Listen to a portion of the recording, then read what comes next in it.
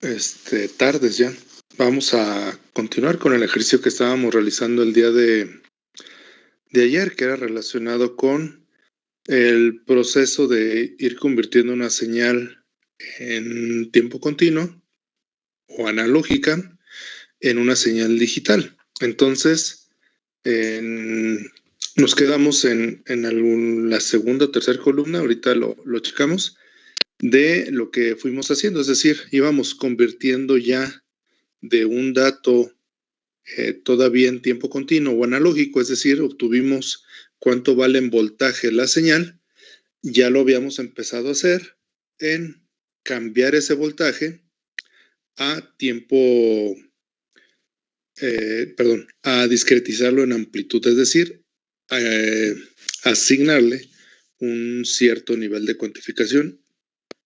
Y ahí fue donde nos quedamos. Entonces, les voy a compartir en pantalla pues, el documento que teníamos para esa parte, ¿no? Para irlo llenando. Entonces, permítanme, déjenme compartirlo y continuamos.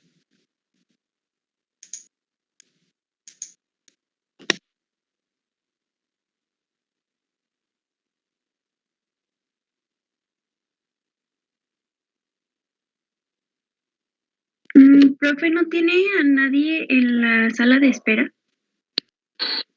A ver.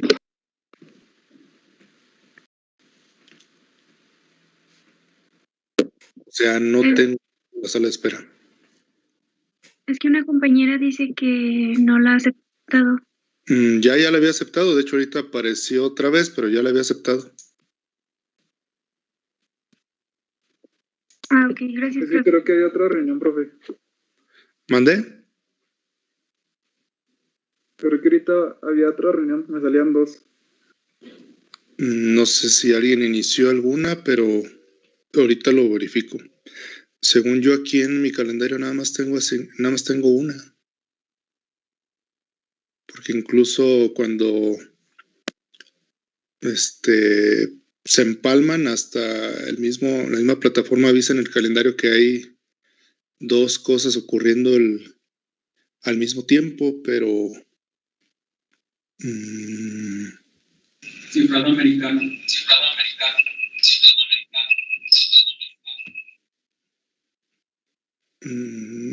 Pues no.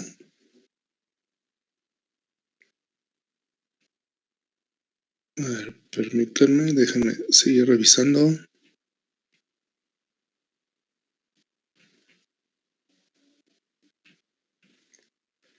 Ah, ya sé, ya vi. No, pero...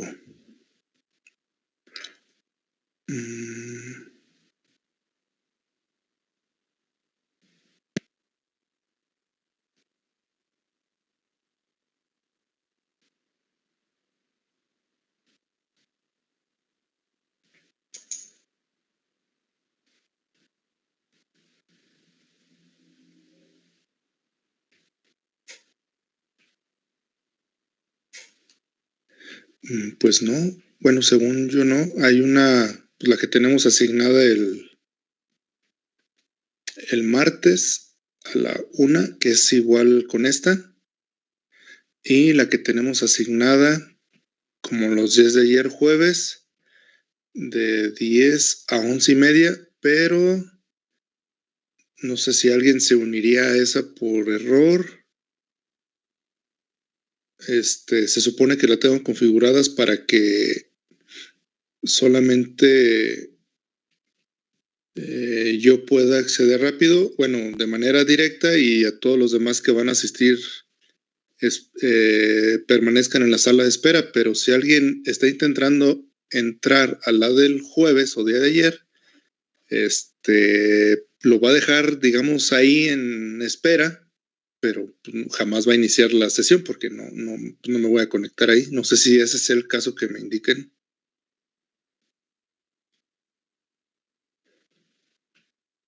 Porque si alguien está tratando de entrar a la del jueves, pero pues digamos que no le voy a dar acceso porque esa no es la que está, ¿verdad? No sé si alguien esté en esa situación, no sepan de los demás que están ahí, pero o por qué me lo indican para yo revisarlo también acá en la plataforma. Yo nunca me había pasado que pudieran estar las dos al mismo tiempo.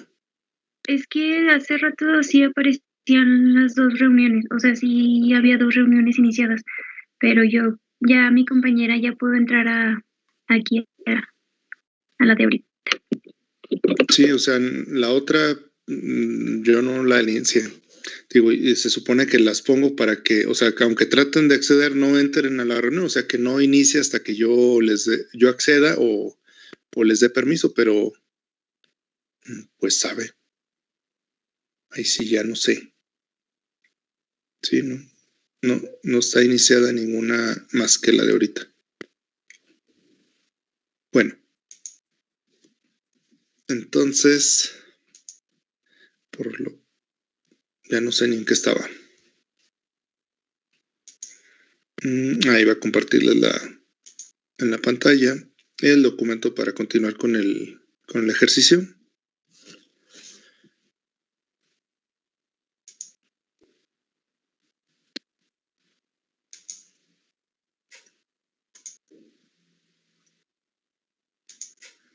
Me indican si ya están viendo la pantalla, por favor.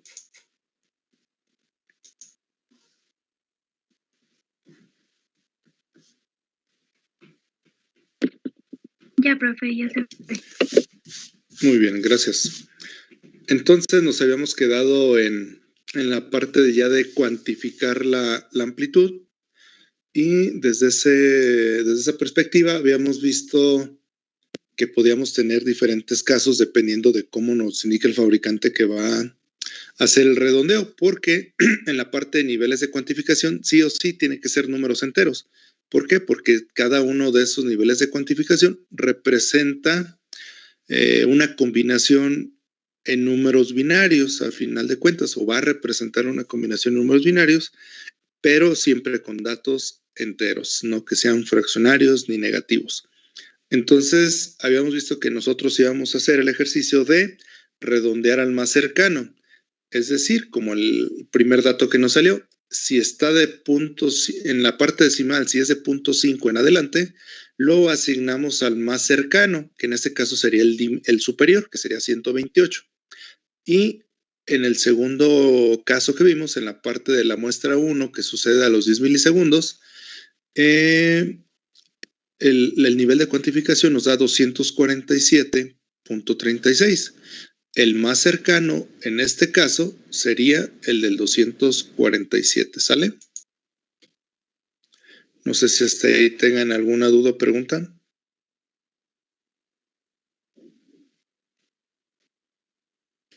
Todo bien, profe.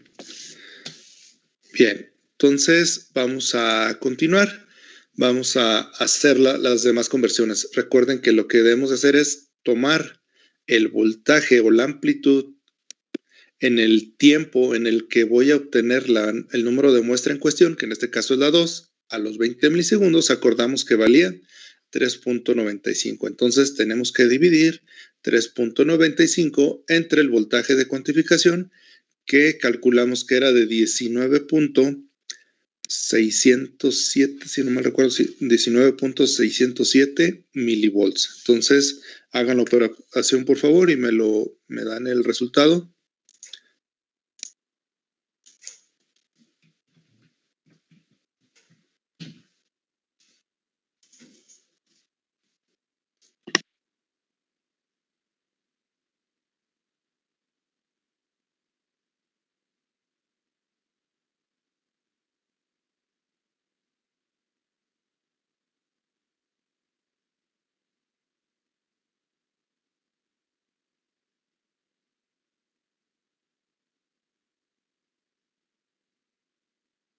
¿Cuánto da? 201.45. Ok, lo van haciendo también los demás para irlo verificando. 201. Recuerden que estamos utilizando hasta 3 decimales. 458. Ok, gracias. 458.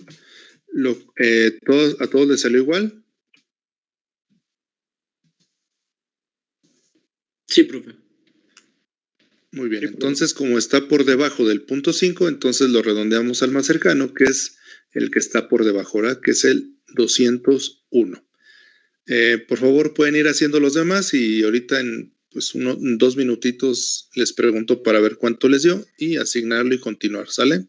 Váyanlos haciendo, por favor, y ahorita les pregunto cuánto da.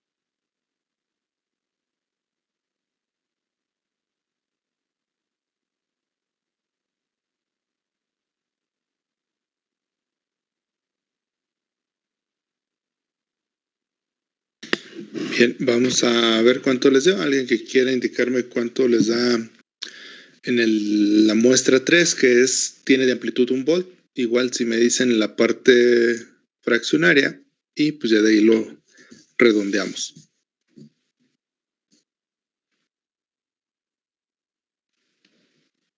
En 51.002. 51, ¿verdad? ¿Me dijeron? Sí. Sí. .002. Entonces, ahí obviamente pues lo vamos a redondear hacia el de abajo, que es el 51. El que sigue, ¿alguien más, por favor?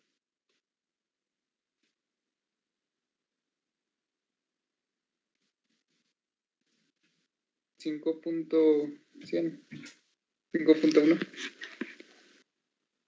Así exactito, 5.1. Sí, me da 5.100.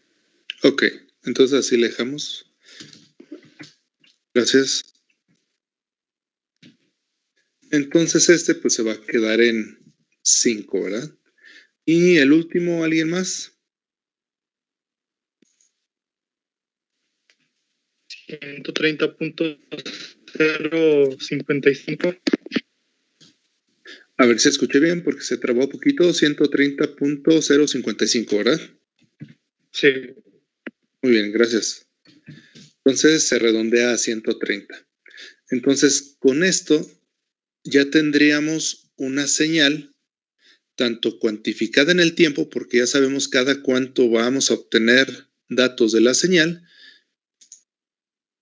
en la columna de amplitud, hasta ahí tendríamos una señal en tiempo, una señal en tiempo discreto, porque estamos cuantificando la amplitud, el tiempo, pero la amplitud todavía no. Le asignamos el valor que nosotros creímos que era el correcto, ¿verdad? Aquí no tuvimos que decidir todavía si era un valor u otro. Donde ya tuvimos que decidir a qué corresponde o a qué equivale este valor de voltaje fue en la cuantificación de la amplitud. Entonces aquí sí ya tuvimos que hacer un redondeo hacia un valor definido. ¿Definido por qué? Pues por el nivel de cuantificación de acuerdo a las características del convertidor. Entonces, aquí ya podemos hablar que se trata de una señal en tiempo discreto con la característica que ya tiene la amplitud cuantificada y por lo tanto ahora sí ya podemos pasar a binarizar o a encontrar el equivalente de ese nivel de cuantificación como un dato binario o hexadecimal y entonces ahora sí, hasta ahí podríamos decir que estamos obteniendo una señal digital. En esta parte, entonces lo que sigue sería realizar una conversión de decimal a binario para ver el 128 a qué equivale en binario y después ver a qué equivale en hexadecimal, nada más para tener el dato, para no tener que estar, ¿cómo se llama? Poniendo tantos ceros y unos, simplemente con 2 dígitos en hexadecimal podemos representarlo, ¿verdad? Aquí una cosa que debemos tomar en cuenta, que el tamaño de la palabra binaria tiene que ser igual al tamaño de bits de resolución del sistema de conversión. En nuestro caso, todo lo tengo que sacar a 8 bits, ¿sale? Si el sistema de conversión fuera 12 bits, entonces todas las palabras binarias y hexadecimales las tengo que adecuar a que sean a 12 bits. Entonces, vamos a pasar a realizar la conversión. Ahí yo no voy a ser quien les evalúe la parte de si saben o no sistemas numéricos para el uso de sistemas digitales, es decir, conversiones, y etcétera. A mí lo que me interesa es que lo conviertan. Pueden usar su calculadora, pueden hacerlo a mano, pueden hacerlo aquí en la computadora, como quieran, pero lo único que necesitamos es convertir esto. Una manera sencilla, una vez que estamos trabajando aquí en la computadora, es utilizar la misma calculadora de Windows. Creo que ya tenía abierta una, permítame. Ahí está, ¿sí la están viendo en pantalla?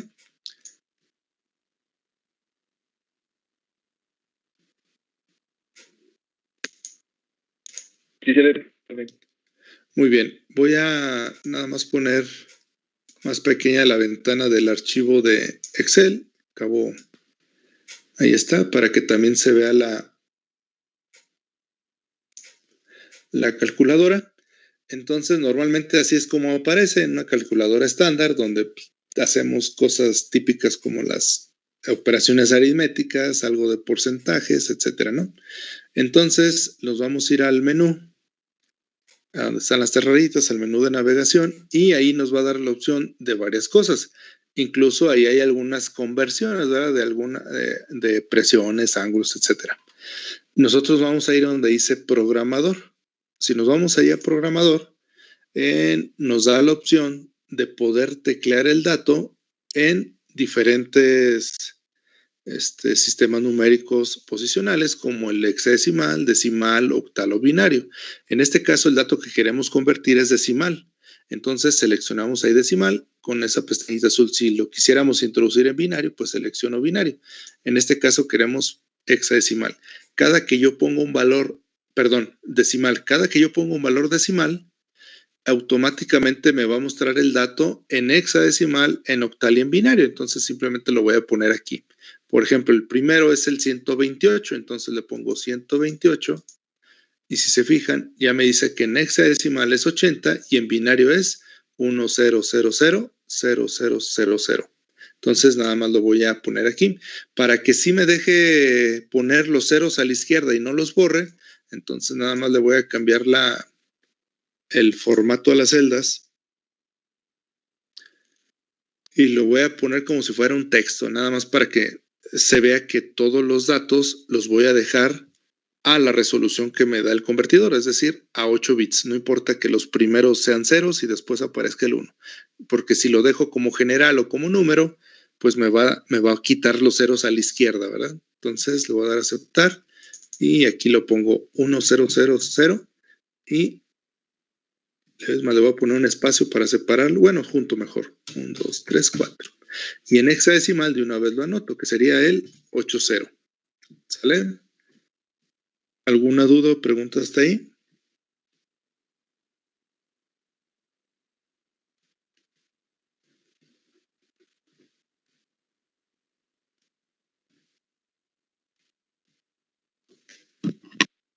No, porque todo claro. Bien, entonces vamos a realizar las demás. Aquí nada más limpio como no quiero realizar ninguna operación, limpio el display o la memoria de la calculadora y pongo el que sigue, que sería el 247. Entonces sería el 1111 0111 y en hexadecimal sería el F7. ¿Sale? Borro. El otro sería el 201, entonces coloco el 201 y sería 11001001 y en hexadecimal sería C9. Borro, coloco el 51 y aquí tendría el 00110011, que sería el 33 en hexadecimal.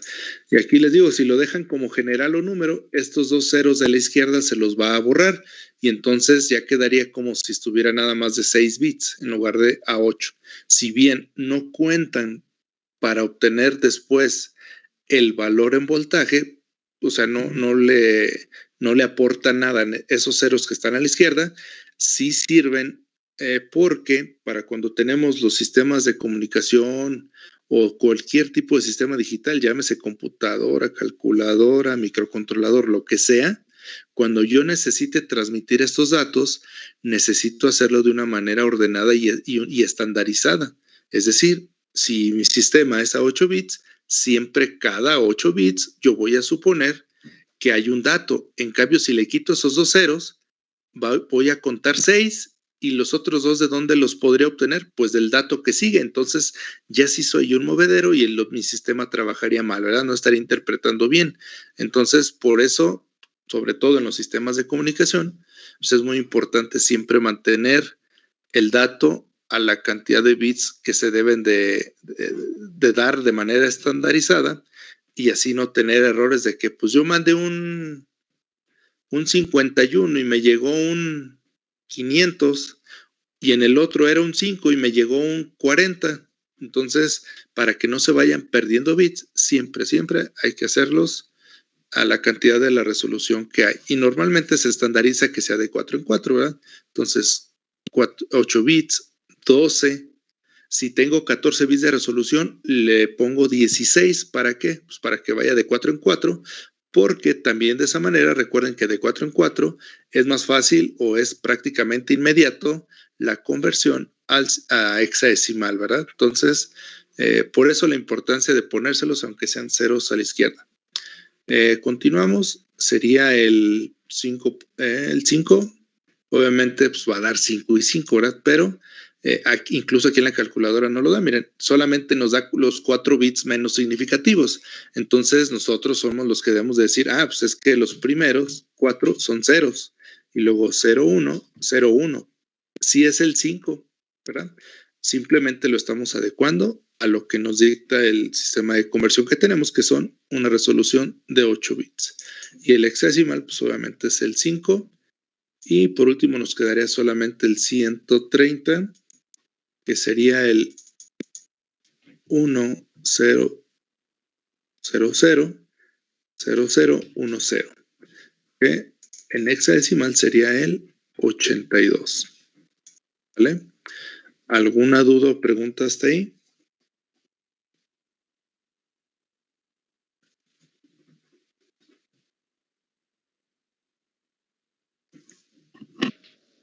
No, profe.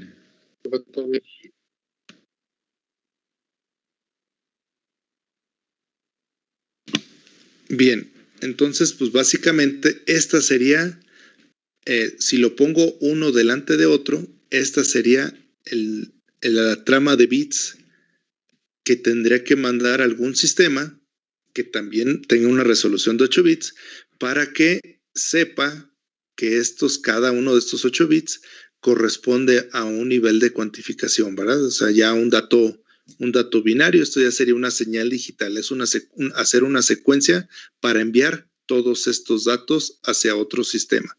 Ya no tendríamos que enviarle que si es el número de muestra 0, 1, no. Que si ocurrió en tiempo tal, no. Ni tenemos que decirle, o sea, no va explícito cuánto vale la amplitud, pero sí va implícito en la secuencia, ¿verdad? Porque esa amplitud corresponde a un número o a un nivel de cuantificación y posteriormente ese nivel de cuantificación también lo puedo regresar a amplitud, que sería el proceso de convertir digital a análogo.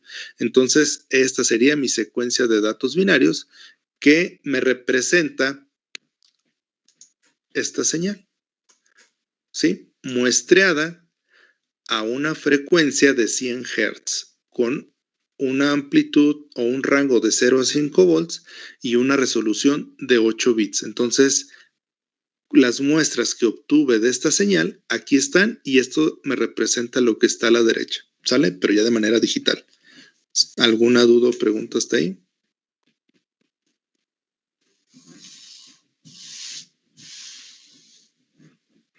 Profe, bueno, la amplitud que nosotros tomemos debe de ir de acuerdo a la señal, ¿verdad? No pues sí, a la señal, debe de ir de acuerdo a la señal, ¿verdad? La amplitud de voltaje. Pues sí, fue lo que hicimos toda la sesión pasada, obtener esta columna en base a la señal y en base a los datos que nos da el problema en este tiempo. O no sé si esa era la duda. No, sí, ya me lo resolví. Gracias. Sí, o sea, estos no nos los inventamos. Tienen que salir de la señal, si no, pues no tenía caso, ¿verdad? No, pero me refería a ver que lo sacamos de un datasheet. No. A ver, es que yo me confundí, no sé si ya te confundí yo más con mis respuestas. ¿A cuál voltaje te refieres? ¿Al que está aquí en la columna de amplitud? ¿O al rango de voltaje que puede convertir? El rango, al que va de 0 a 5. No, ese no lo da el problema. Okay. Ahí dice. Okay. Aquí está. Que yo les dije que esos son los típicos valores que se utilizan y por eso les pasé la ficha técnica para que vieran que, pues, si bien aquí me lo da el problema, pues sepan que no son datos, pues, al azar o nada más porque se me ocurrieron a mí, sino son datos que sí se utilizan con los sistemas de conversión, ¿sale? Sale. Gracias. Bien, entonces, para mostrar lo que yo les mencionaba en cuanto a esta parte de que hasta aquí, en estas dos columnas, lo que tendríamos sería una señal en tiempo discreto. Todavía no lo, en tiempo discreto, todavía no la podríamos llamar digital, porque en la amplitud, pues es la que obtenemos de nuestra señal de entrada, que en este caso era esa señal senoidal. Entonces, voy a graficar estas dos para ver los puntos que obtenemos. Solamente que me va a dar problemas si la grafico así, ¿verdad? Entonces, aquí en tiempo, le voy a poner tiempo en milisegundos y le voy a borrar aquí lo que dice milisegundos, ¿sale? Para que quede un solo número y no me dé problemas al momento de que quiera graficarla.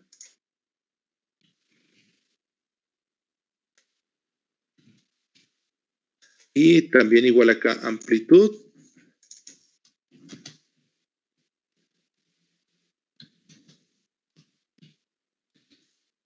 Vamos a poner así completo en volts, al cabo no hay problema. Amplitud en volts y quito las unidades acá en la celda para que queden puros números y pueda graficarlos. De hecho, este último ni le había puesto.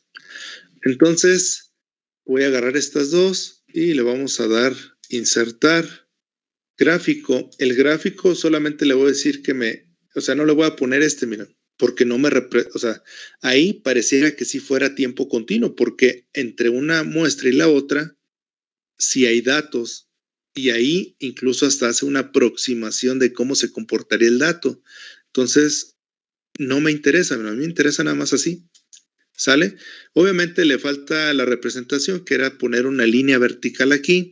Esas ya después lo vemos en el MATLAB, cómo hacer o cómo representarlas. Aquí nada más es como tenemos ahí los datos para aprovechar y ver. Entonces, esta señal sería una señal en tiempo discreto. ¿Por qué? Porque sí, claramente se ve que solamente cada 10 milisegundos hay señal o hay una muestra. Y entre muestra y muestra ya no hay ningún dato. Entonces sí está cuantificado en el tiempo. No está cuantificado en amplitud porque si se fijan no hay un valor definido que deba de tomar el valor de la amplitud. Por ejemplo, aquí está entre 2 y 3, aquí está casi en el 5, aquí está casi en el 4, aquí está en el 1, aquí está casi en el 0. Entonces, todos los valores se toman tal cual y no hay una cuantificación en amplitud hasta este momento. ¿Cuándo sucede la cuantificación? Cuando ya hago, aplico una relación entre el voltaje que corresponde y la resolución o el voltaje de cuantificación que tiene mi sistema. Hasta ese entonces, ahora sí puedo decir que estoy cuantificando también la amplitud y pues ya obtengo los datos binarios de cada una de esas muestras que representan la señal. Pero entre estas dos columnas, aquí es el paso intermedio de pasar una señal que está en tiempo discreto a una señal que está en tiempo continuo a una señal que está en tiempo discreto. ¿Sí? En esencia estamos hablando de la misma señal. Si se parece o no, ya depende de el sistema que yo esté utilizando para hacer la conversión. Pero de que es la misma. Representada de diferente manera, sí. Que le faltan muchas muestras para que se parezca, también. Pero eso ya lo decide el tipo de especificaciones que tenga el sistema de conversión. Eso no lo define la señal en sí. ¿Sale? Entonces, esa parte es la que quedaría previo a pasar a una señal digital. La señal digital como tal, pues ya no la puedo representar en sí, sino pues es una secuencia binaria de datos, ¿no? ¿Alguna duda o pregunta hasta ahí?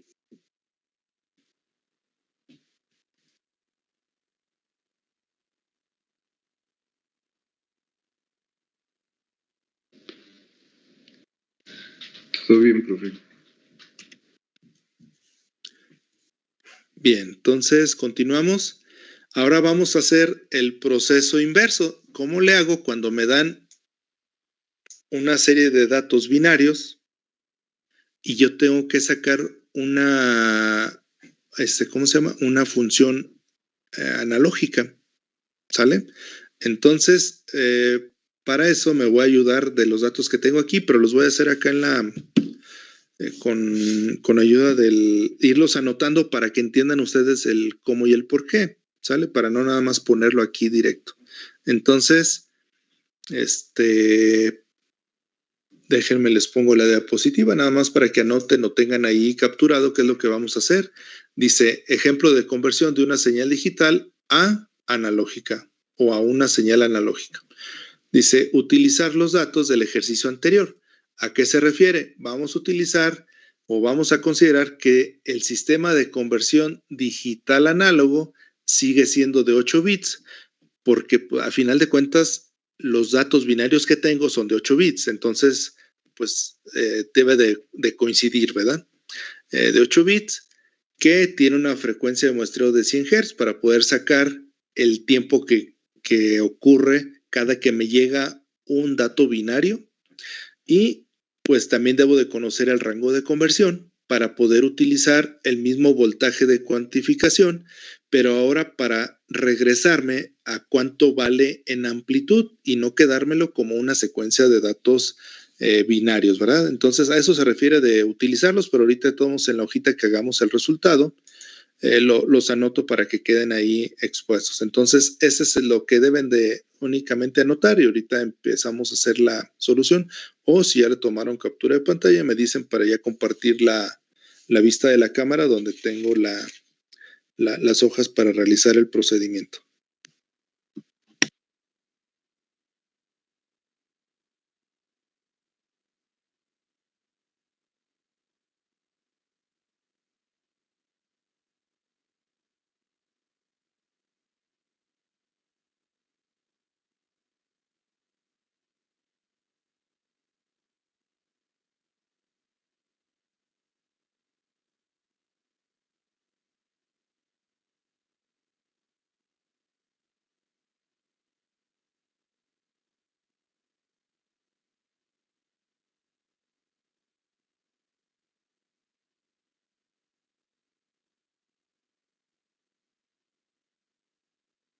Jóvenes, les indiqué que me dijeran si ya podemos continuar, si están anotando o si ya lo tienen. Necesito que me den retroalimentación porque si no, pues mejor no les pregunto, me agarro dando la clase y vamos, nos acabamos rápido. Sí, profe, ya puedo continuar. Está, profe. Estábamos anotando. Sí, pero nadie me dice si están o no están anotando, si los espere o no los espere. O sea, a eso me refiero. Nada más que me digan para saber qué hacer. Sale una disculpa, profe. Entonces, les voy a... No será la disculpa. Nada más era para que aclaran y que ustedes me retroalimenten porque sí, es difícil estar acá y pues no sé si sí lo acabaron, si no, si se cortó la comunicación y nada.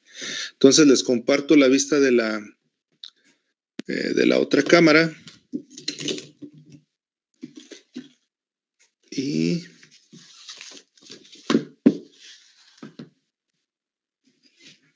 aquí está. Entonces, déjenme, de una vez anoto fecha.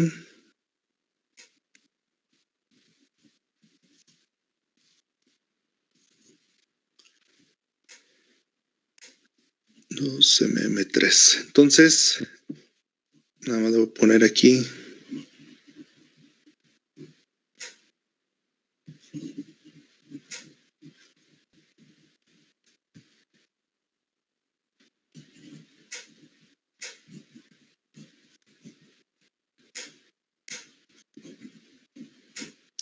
Conversión digital análogo.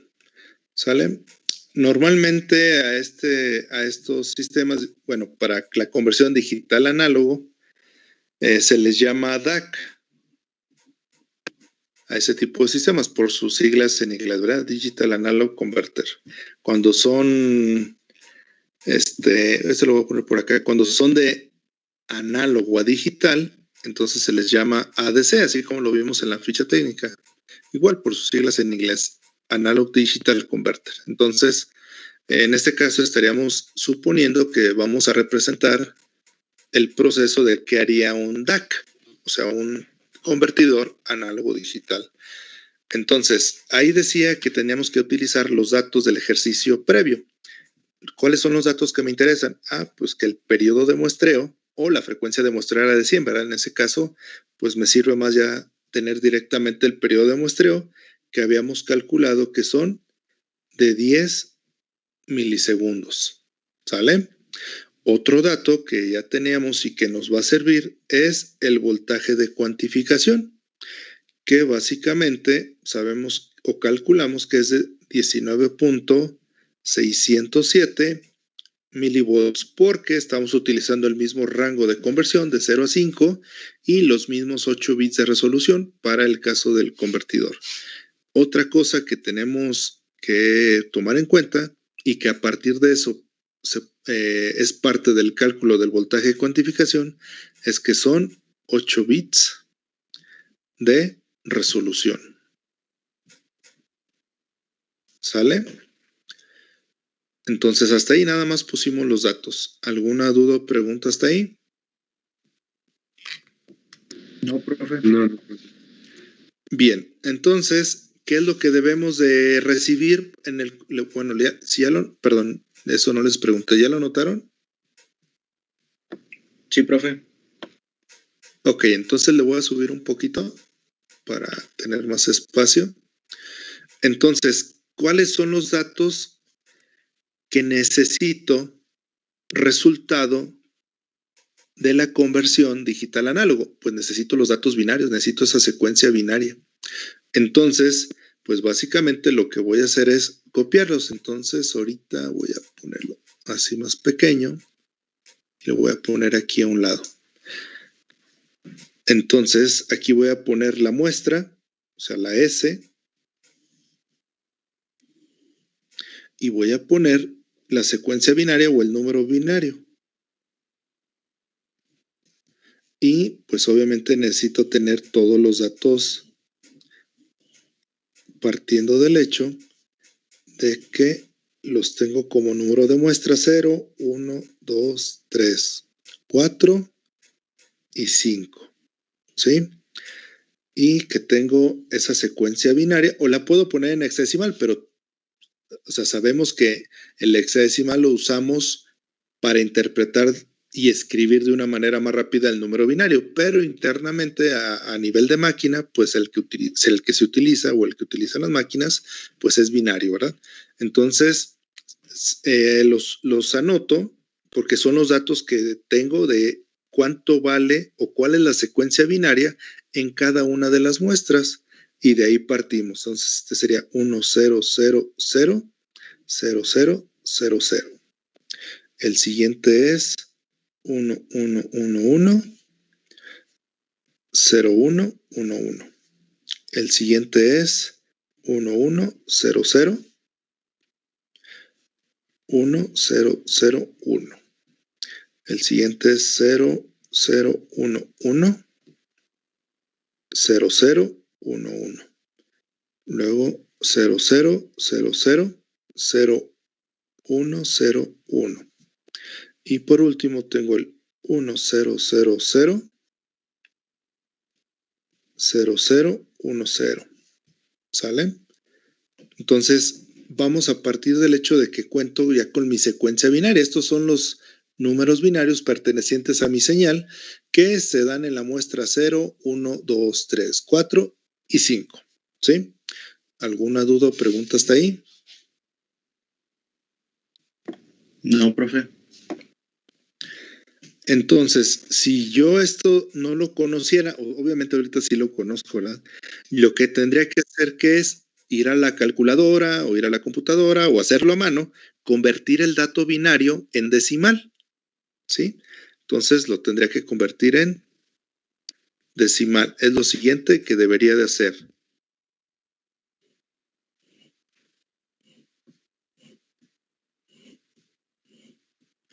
¿Sí? Ay, ya lo moví, permítame.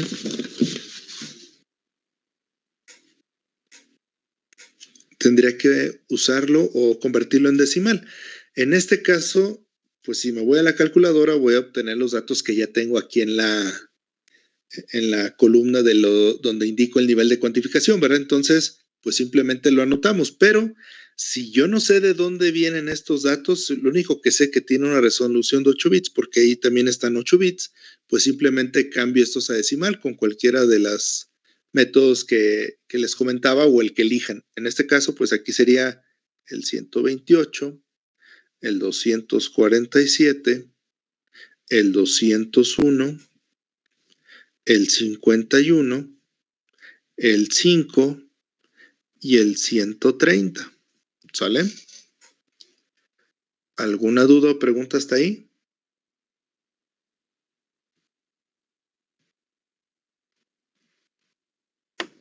No, profe.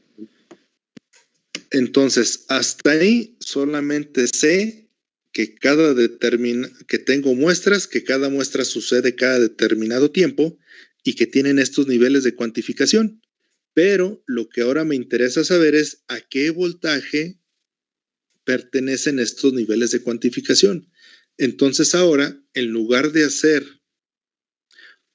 el proceso de pasar de un voltaje a un nivel de cuantificación, ahora debo de pasar de un nivel de cuantificación a un voltaje. Entonces, necesito saber, ahorita lo acomodo, déjenme hago más pequeña la, cabo ya está. Entonces, yo necesito saber el voltaje. Lo puedo llamar como sea, ¿no? Le voy a poner así simplemente voltaje. Entonces, ¿cómo voy a calcular ese voltaje? Ese voltaje debe de ser igual al dato decimal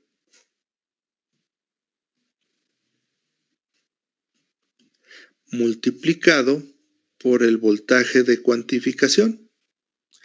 Es decir, para la muestra 0 o para n igual a 0, o sea, para la muestra 0 es básicamente lo mismo. ¿Qué tenemos que hacer? Pues para encontrar el voltaje necesito multiplicar el nivel de cuantificación o en decimal, que es el 128, por el voltaje de cuantificación, que son los 19.607 milivolts. La hacen, por favor, y me dicen cuánto da.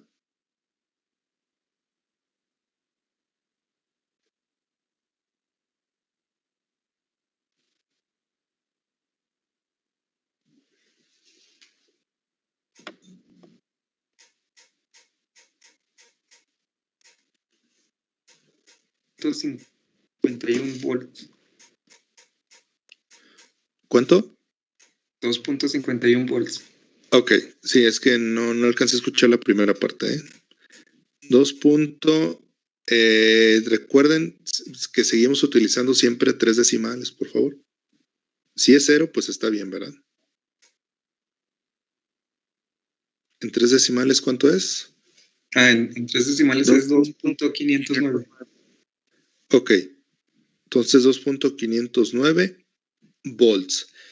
Si se fijan, el dato es muy parecido a lo que tenemos en la conversión digital análogo. Nosotros partimos del hecho de que valía 2.5 volts y cuando lo convierto y me regreso, a razón de esta cuantificación que tengo que hacer una aproximación o redondeo, entonces varía un poco. No es mucho, pero hay una variación.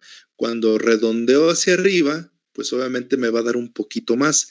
Cuando hago un redondeo hacia abajo, el voltaje que obtenga me va a dar un poquito menos de lo que esperaba, ¿verdad? De lo que valía. Sin embargo, digamos que ese no es la parte de la amplitud no es tanto el problema. El problema viene al momento de pasar esos datos a que sí sea una señal analógica. Entonces, por lo pronto tenemos que hacer esta operación. Ese voltaje en la muestra 0 sería de 2.509. ¿Sale? Hacen los demás, por favor. Ahorita igual les doy unos 2-3 minutitos y les pregunto cuánto dan los demás para que lo vayan haciendo, ¿sale?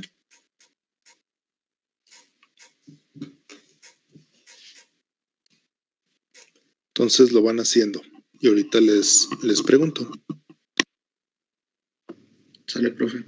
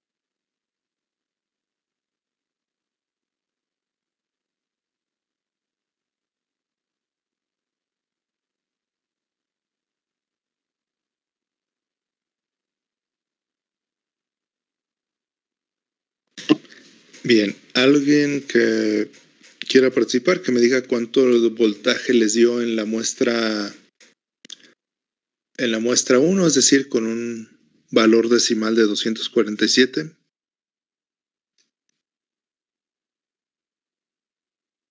A mí me dieron 4.842 volts. 4.842, ¿sale? Si se fijan, cuando lo obtuvimos, hicimos un redondeo hacia abajo, ¿verdad? Era 4.85 y al sacar el nivel de cuantificación eran 247.36. Entonces obtuvimos 247, redondeamos hacia abajo. Y aquí nos da 4.842, donde originalmente era 4.85, ¿sale? Entonces ahí se ven los factores del redondeo. Si bien no parecen muchos, hay sistemas muy sensibles que pudieran hasta por ese redondeo. Entonces, ¿de qué va a depender? Pues de la aplicación que vayan a realizar, ¿verdad? Entonces aquí no hay sistemas buenos, no hay sistemas malos. Simplemente tenemos que enfocarnos en qué necesidad debemos resolver, ¿verdad? Si nuestro sistema va a ser sensible hasta con estas pequeñas variaciones, entonces lo mejor no es decir, este convertidor es bien chafa. No, simplemente necesito otro convertidor con mejores prestaciones. Entonces, eso es lo que quiero que vean. O sea, sí es muy pequeña la variación, pero sí hay. Y al haber variaciones, pues hay pérdida de información. El siguiente, por favor, ¿alguien más?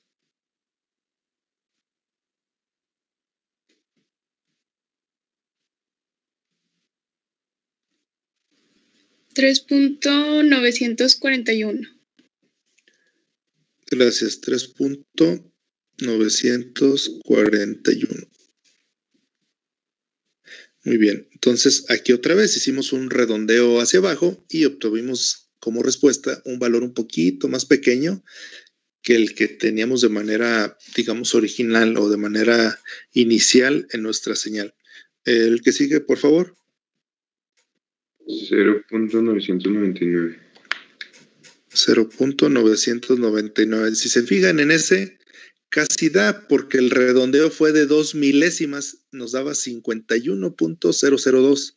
Entonces, prácticamente sí tenemos el 1, ¿verdad? Entonces, va a haber casos o va a haber muestras en las que tengamos un poquito de mayor variación dependiendo del redondeo.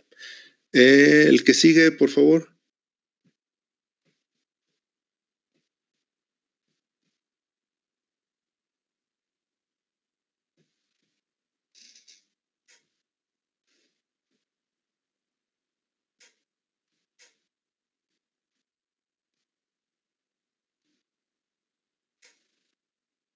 $0.980.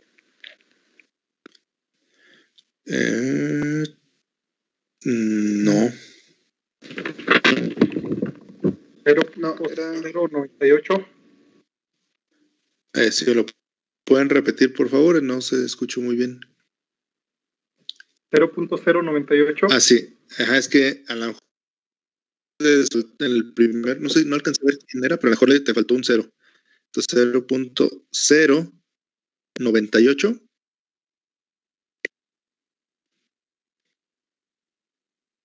¿Sí me dijeron así? 0.98. Sí, así era. Ok, Sí, gracias. Gracias. Y pues ya nada más nos quedaría el último. Por favor, si me lo indican. 2.549.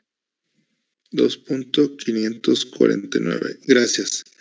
En ese caso también era muy poquito el redondeo y no, o sea, originalmente eran 2.55 y 2.549, pues básicamente es milivolt del que es de diferencia. Insisto, va a haber sistemas en los cuales, pues digamos que no implica nada, o sea, lo podemos trabajar, y de repente va a haber sistemas en los que sí se vean afectados por esa pequeña variación. Entonces, pues ahí más bien depende de la aplicación.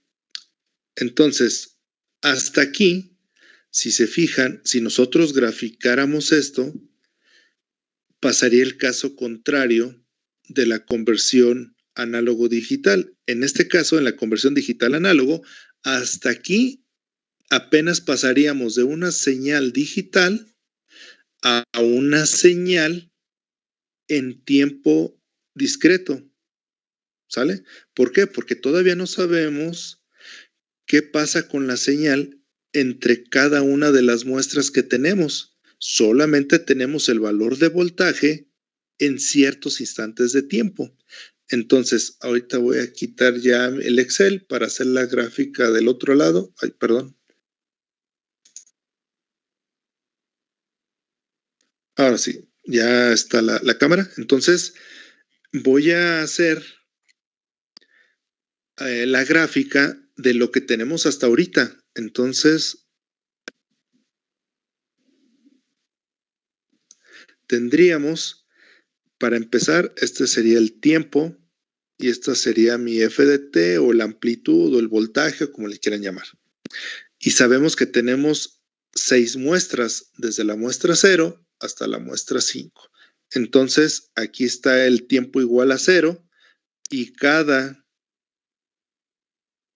10 milisegundos, aquí le voy a poner que todo eso está en milisegundos, 10, 20, 30, 40, 50. Y nada más son los únicos datos que conozco. ¿Por qué? Porque entre muestra y muestra yo sé que hay 10 milisegundos. Y en amplitud lo voy a poner así como que 1 volt, 2 volts, 3 volts, 4, 5. Entonces serían 1, 2, 3, 4, 5. Entonces, eso es lo que yo tendría. ¿Sale? Entonces voy a empezar representando en cada instante de tiempo correspondiente el voltaje que acabamos de calcular. Para eso voy a voltear poquito la imagen nada más para yo hacer, digamos, una especie de guía para más o menos que quede derechita, no tan chueca.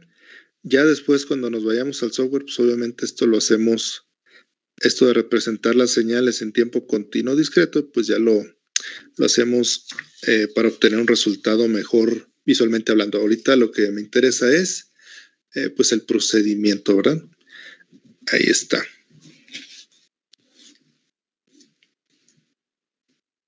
Listo.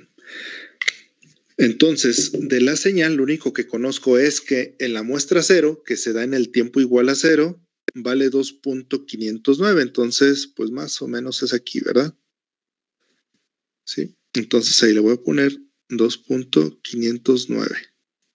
A ver si lo alcanzan a ver, si no para ver qué hacemos. Pero bueno, eso es lo que tenemos acá, ¿verdad? Nada más para indicarlo. Luego, a la siguiente muestra, es decir, después de 10 milisegundos, vamos a tener el 4.8 o 842, que más o menos pues es aquí, ¿verdad? Ahí, hasta aquí. 4.842. Después, en la siguiente muestra, 3.941, que es casi llegando al 4, ¿verdad? La vamos a tener aquí. Son 3.941. Después vamos a tener el 0.999, que prácticamente es el 1. Aquí. Después vamos a tener, bueno, sí, ya no le pongo ahí, ya nada más lo indico. Lo vamos a tener en la muestra 4, es decir, a los 40 milisegundos, 0.098, o sea, como 0.1. Entonces, pues estaríamos prácticamente ahí abajo, ¿verdad? Y en la muestra 5 tendríamos 2.549, que sería pues un poquito por encima de lo que teníamos en la muestra 0. Entonces, hasta aquí es lo que yo les decía. Básicamente lo que tenemos es una señal en tiempo discreto. Conozco en cada cuánto tiempo se presenta un valor de voltaje. ¿Sale? ¿Alguna duda o pregunta hasta ahí?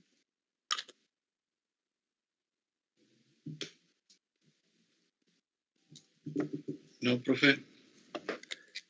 Bien, entonces, ¿cómo es que le hacen este tipo de sistemas para decir que es un convertidor digital análogo? Bueno, en realidad, pues le ponen digital análogo porque pues es lo más fácil, porque sería muy complicado estar diciendo, es un convertidor de digital a señal a tiempo continuo, porque es en realidad lo que hacen, pasar una señal digital a una señal en tiempo continuo.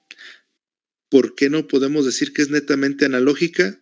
Porque estos niveles, ¿quién me los proporciona? Pues me los proporciona un voltaje de cuantificación, un nivel de cuantificación. Entonces, no puedo decir al 100% que se trate de una señal analógica. Básicamente es una señal en tiempo continuo.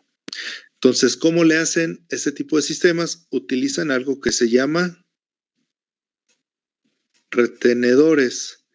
Ya cuando vayamos en la unidad temática 3, que es todo lo relacionado con la transformada Z, que es la que involucra el análisis de sistemas en tiempo discreto, vamos a retomar un poquito el tema del por qué se usan, pero ahorita básicamente les voy a explicar qué es un retenedor. Entonces, un retenedor, como su nombre lo dice, retiene la señal hasta que llega la siguiente muestra, ¿sale? Es decir, mantiene un nivel de voltaje bajo ciertas características hasta que llega una siguiente muestra. Entonces, retenedores hay de diferentes tipos, podríamos decirlo así, ¿verdad? O diferente modo de comportamiento. Los más comunes son los retenedores de orden cero, que básicamente se les conoce como ZOH, por sus siglas en inglés, Zero Order Holder, ¿sale? Entonces, estos retenedores de orden cero, pues básicamente hace la alusión a que utilizan una ecuación de grado cero para mantener el voltaje entre una muestra y otra. Es decir, si lo ponemos en términos de álgebra, es como si aquí tuviéramos que y de t o f de t es igual a a por x a la 0. Es una ecuación de primer grado, ¿verdad? Pero en este caso, bueno, sería como si fuera una ecuación. En este caso, la variable está a la 0, o sea, es de orden 0. ¿Cuánto vale la variable elevada a la 0?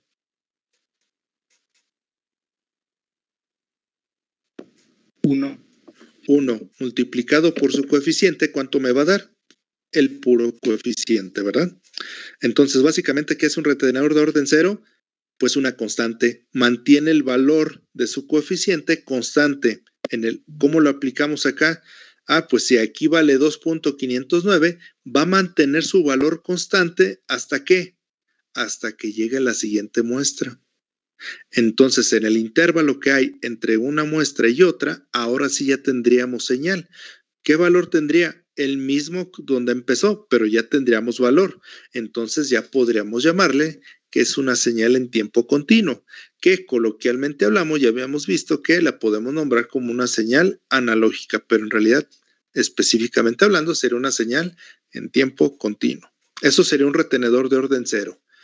¿Qué haría? Hay retenedores de orden 1, 2 y hasta de otro tipo, exponenciales, logarítmicos y de muchos otros, ¿no? Pero estos son los que más se utilizan, ahorita les digo por qué. Entonces, hay de primer orden.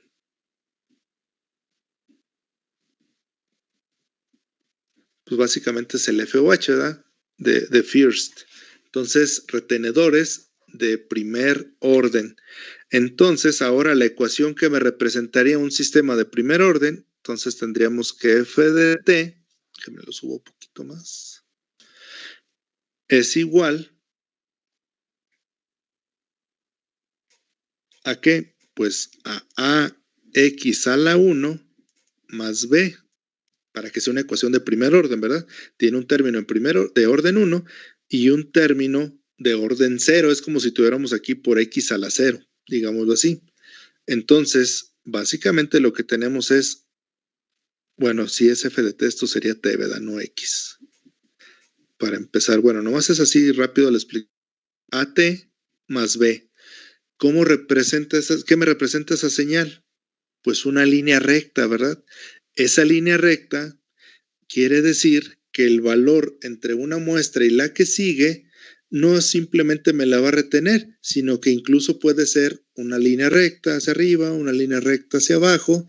Todo va a depender de qué, pues de la estimación o del valor que yo le dé para que en lugar de unir una muestra con la otra en constante, la vaya aumentando o disminuyendo, tratando de hacer más suave el cómo unimos esos puntos. Ahora bien, eso a nivel de análisis o matemático, pues podemos utilizar de orden 1, orden 2, exponenciales, lo que sea. Pero a nivel técnico o a nivel de aplicación, la mayoría de los sistemas, ¿cuál creen que utilice? ¿Cuál creen que sea más fácil de implementar? Y más rápido, sobre todo. ¿Cuál ustedes creen que sería más rápido de que un microcontrolador o un FPGA o un procesador digital de señales o una computadora sea más rápido de calcular?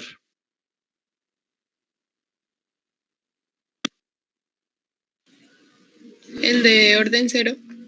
El de orden 0, ¿por qué? Porque simplemente toma el valor y lo va manteniendo hasta que llegue la siguiente muestra. Entonces, la mayoría de los convertidores trae retenedores de orden 0. Entonces, bajo ese lineamiento, ¿cómo quedaría mi señal en tiempo continuo si utilizara un retenedor de orden 0?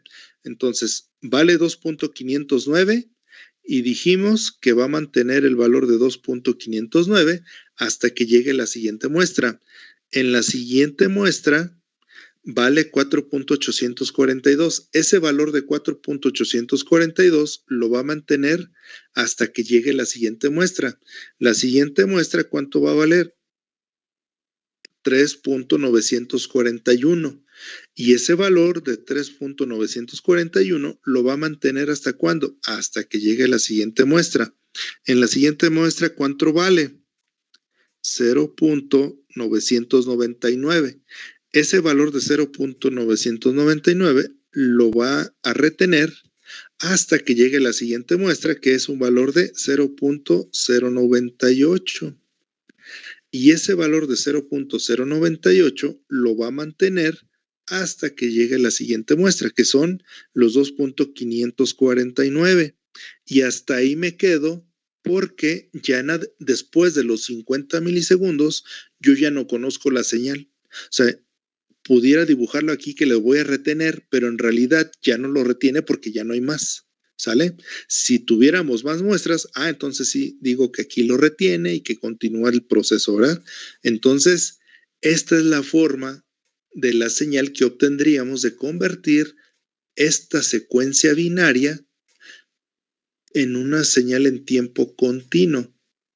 ¿Sale? Que típicamente pues se le llama que es un convertidor análogo digital, pero pues ya vimos que como sí tiene cuantificación en amplitud, pues digamos que es tiempo continuo en realidad. ¿Sale? ¿Alguna duda o pregunta hasta ahí?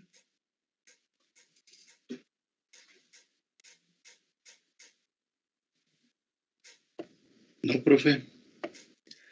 Entonces, pregunta seria. Yo sé que dibujo muy mal. En teoría, lo único que hicimos fue pasar de una señal analógica a una señal digital sin hacerle nada, ningún procesamiento ni nada. Y luego esa señal digital la pasamos a una señal en tiempo continuo, sin hacerle nada, ningún procesamiento, nada. Entonces se supone que la que tenemos a la izquierda es igualita a la que acabamos de dibujar. ¿Será?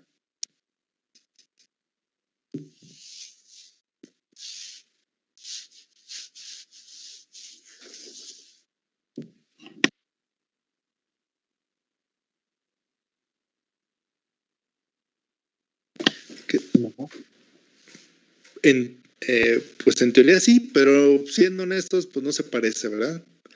Entonces, ¿de qué depende de que ese sistema de muestreo pueda representar de una mejor manera mi señal? Hay varios factores que más o menos se los he estado comentando cuando hemos ido haciendo el ejercicio. Uno es la resolución para cuantificar la amplitud. Entre más niveles de cuantificación tengamos, pues estos escalones van a ser más pequeños, ¿sale? Entonces, esa es una, la resolución en cuanto a la cuantificación en amplitud. Hoy en día, la mayoría de los sistemas, permítanme.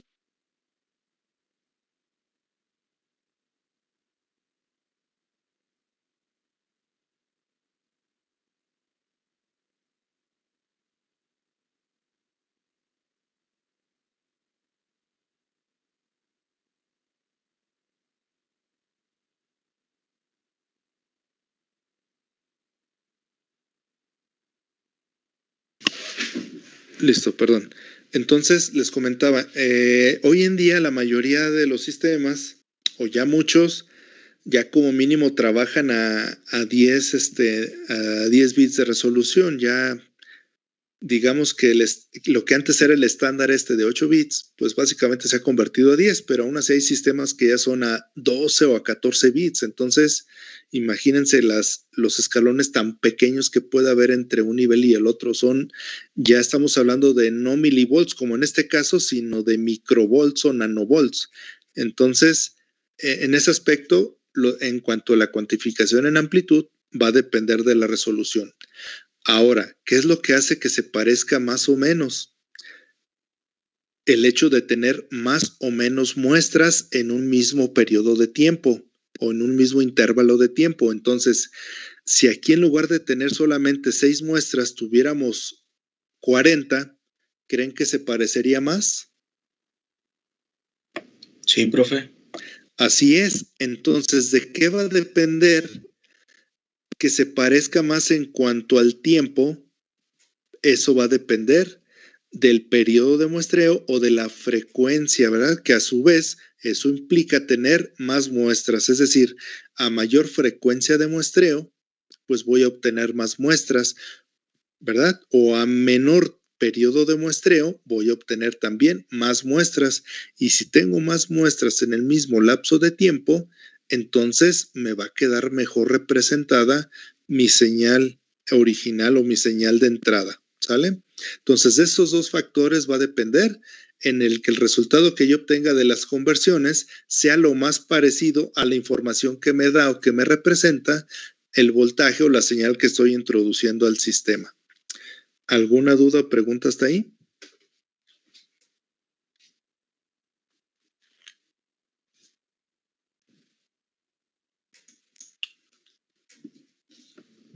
Cuantas más resoluciones tenga también significa más exactitud, ¿no? Pues fue lo primero que comenté, que entre más resolución tenga, los escalones estos escalones van a tener en realidad pues una menor diferencia en cuanto al voltaje, es decir, mi voltaje de cuantificación va a ser todavía más pequeño. Entonces, para estos escalones que yo veo aquí, pues van a ser todavía más pequeños y pues mejor va a quedar representado en cuanto a la cuantificación en amplitud. ¿Sale? Sale. Bien, entonces, ¿cómo le hacemos para determinar cuál sería el número adecuado de muestras o de frecuencia de muestreo que tengo que tener o que tengo que proponer para poder representar de una mejor manera mi señal? Bueno, aquí es algo incierto, no hay una ley, hay teoremas que me ayudan a entenderlo, pero como todo teorema, no, o sea, es para darnos o seguir esos pasos, pero sigue sin ser ley, es decir, no lo puedo aplicar a todo. Entonces, pues va a depender de muchos factores. Los factores que más depende, pues son de los resultados que yo quiero obtener de acuerdo a la capacidad del sistema donde yo vaya a procesar mi señal. Es decir, de nada me sirve tener demasiadas muestras si mi microcontrolador, por ejemplo, donde lo voy a procesar es muy lento. Entonces, pues no vale la pena comprar un sistema de conversión tan caro, con tantas prestaciones, si el que lo va a procesar pues es lento. ¿Sale? O no, entonces siempre tengo que ver esa parte. Ese teorema que nos ayuda a ver un poquito eso se llama teorema de muestreo de Nyquist. Entonces, como tarea, cuando les ponga así en una clase así cierta tarea, es para que la investiguen y la tengan en sus notas. Solamente las tareas que les publique en la plataforma son las que son para entregar. ¿Sale? Entonces, esta es para que la investiguen y la tengan ahí en sus notas. Entonces, la tarea es investigar el teorema de muestreo de Nyquist o Nyquist, como lo quieran pronunciar.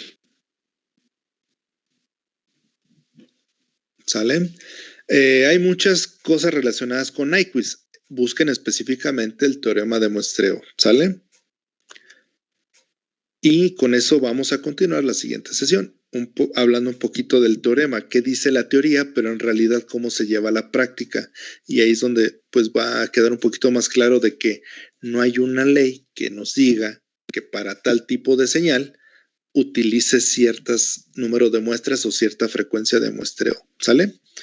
Entonces, se los dejo para que lo investiguen. Esto, digamos que en la parte de análisis de señales, sistemas y comunicaciones es muy común.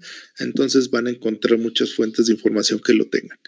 Entonces, si no hay otra cosa, de mi parte sería todo. Y por lo pronto voy a dejar de compartir. Y ya solamente decirles que pues nos vemos la próxima sesión, que con ustedes es el próximo martes. Y pues que tengan un buen fin de semana y provecho para los que apenas vamos a comer. Sale, gracias, profe, hasta luego. Profe, igualmente. Nos vemos hasta el martes. Gracias, profe, provecho igual. Sí, nos vemos, gracias.